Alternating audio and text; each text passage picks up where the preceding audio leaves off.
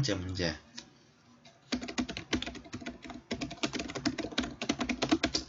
예, 역시 산림 그 경영의 그 기준에 대한 자 문제가 되는데,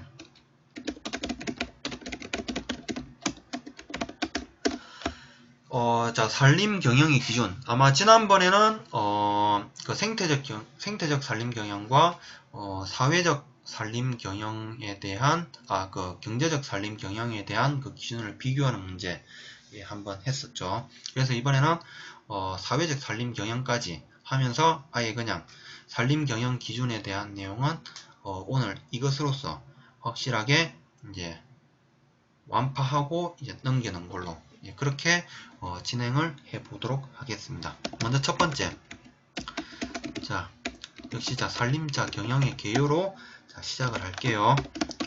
자 산림 경영은 자 그 생산 요소 이 문제는 사회적 산림 경영에 대한 그 문제 물어보는 문제만 2번 나왔습니다. 문제 이거 그대로 2번 나왔었거든요. 한 번은 101회 때 4교시에서 한번 나왔고요. 그 다음에는 81회 때 3교시에서 이 문제 그대로 나왔습니다. 예. 그래서 제가 이제 이렇게 이제 그 사회적 산림 경영을 한 번 더 추진을 하려고 하는 이유가 되기도 한다라는 것 기억해 주시면 될 것 같고요. 자, 그러면은 이제 그 산림 자 경영의 자 개요에 대한 부분. 자, 먼저 첫 번째가 그 생산 요소인 노동, 임지 자본을 체계적으로 조직 결합하여 경영 목적을 효율적으로 달성하고자 하는 경제 활동을 의미한다. 그런데 이제 이러한 산림 경영은 이러한 산림 경영은 사회적, 경제적, 생태적인 가치를 지속적으로 유지해야 한다라는 것.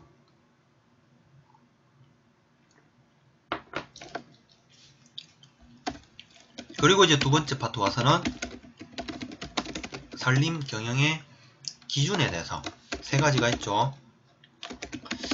자, 생태적 산림 경영이 있고, 그 다음에 경제적 산림 경영이 있고, 그 다음에 사회적 산림 경영이 있다라는 것.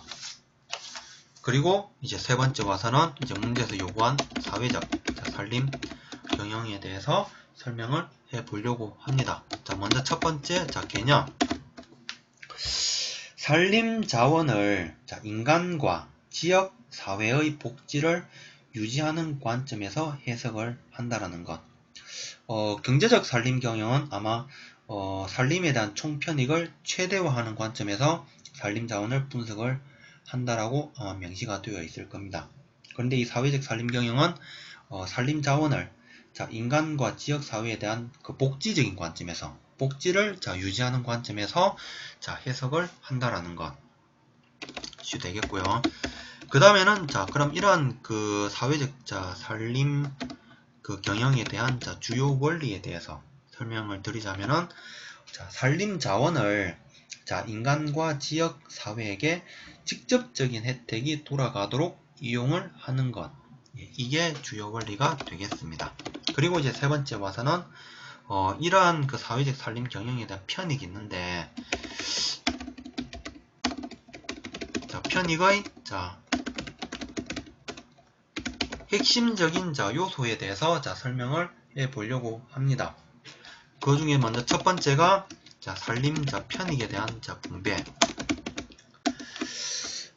산림 편익의 분배는 이 안에서도 이제 편익의 이제 대표적인 기준이 있습니다.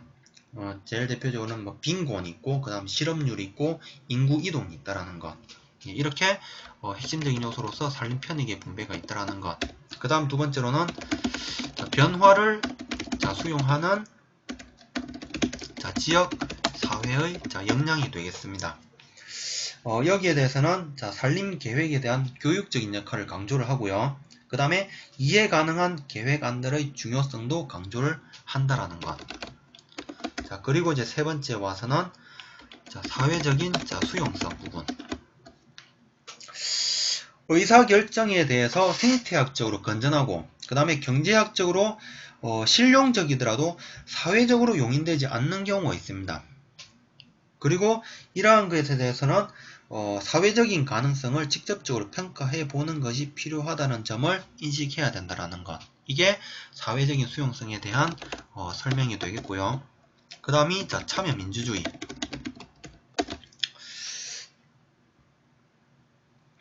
참여민주주의는 대중이 초기 과정에 관여를 하고 결론의 형성에 도움을 주는 방식으로 전환하도록 권장을 해야 된다. 그리고 기관이 미래를 계획할 권한을 참여자들과 공유할 것을 요구를 하고요. 그리고 산림 그 계획의 교육적인 역할을 강조를 한다라는 것. 이게 그 참여민주주의에 대한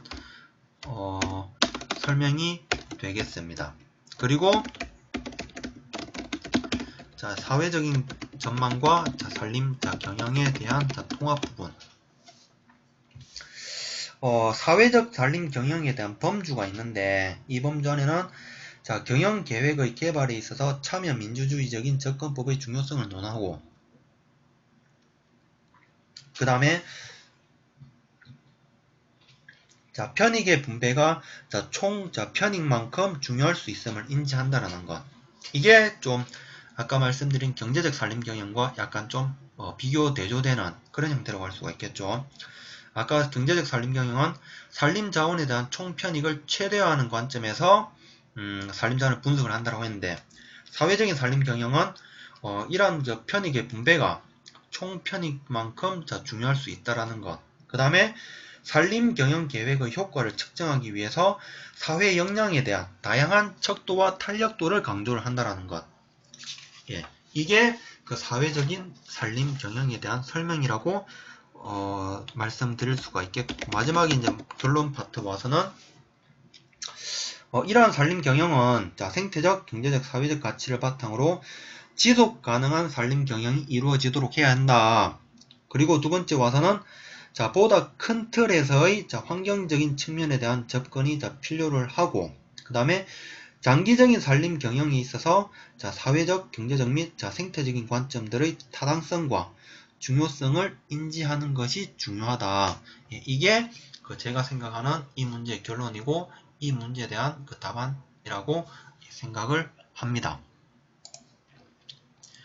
그리고 이제 그 CSW님께서 이제 작성해 오신 부분, 역시 먼저 첫 번째, 산림 경영에 대한 개요, 그리고 산림 경영의 기준, 생태적 산림 경영 기준, 생태적 산림 경영과 경제적 산림 경영에 대한 그 대략적인 설명도 곁들여 주셨고, 그 다음에 이제 세 번째 파트 와서 사회적인 산림 경영, 산림 자원을 역시 그 복지를 유지하는 웰빙, 그 다음에 사회적 지속 가능성의 개념은 농촌 개발의 결과 경제성장이 실패하는 것을 주목한 세계환경개발위원회에 의해서 받아들여졌다.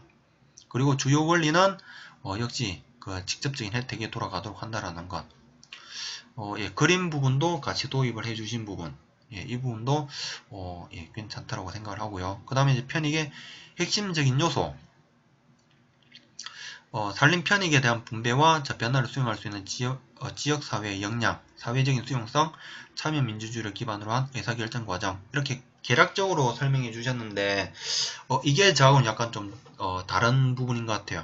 저는 오히려 이 편익의 핵심적인 요소에 대해서 답안에 대한 비중을 좀 많이 실어줌으로써 이 문제 그 사회적인 산림 경영에 대한 비중을 실어줄 것 같아요. 그리고 이제 결론 파트 와서는 다양한 관점에서 접근할 필요가 있다는 것. 그 다음에 생태적, 경제적, 사회적 산림 경영의 관점을 종합해서 지속 가능한 산림 경영이 이루어질 수 있도록 노력해야 한다라고 마무리해 주셨는데, 제가 좀 생각해 보기에는 한번 이 편익의 핵심적인 요소에 대해서 내용을 단순하게 이 세 가지로 끊을 게 아니라 이 세 가지에 대한 그 부가적인 그 설명 부분이 있었죠. 아까 제가 그 말씀드렸던 부분. 그 부분도 같이 그 곁들여 주시는 게 좀 더 좋지 않을까라고 생각을 합니다.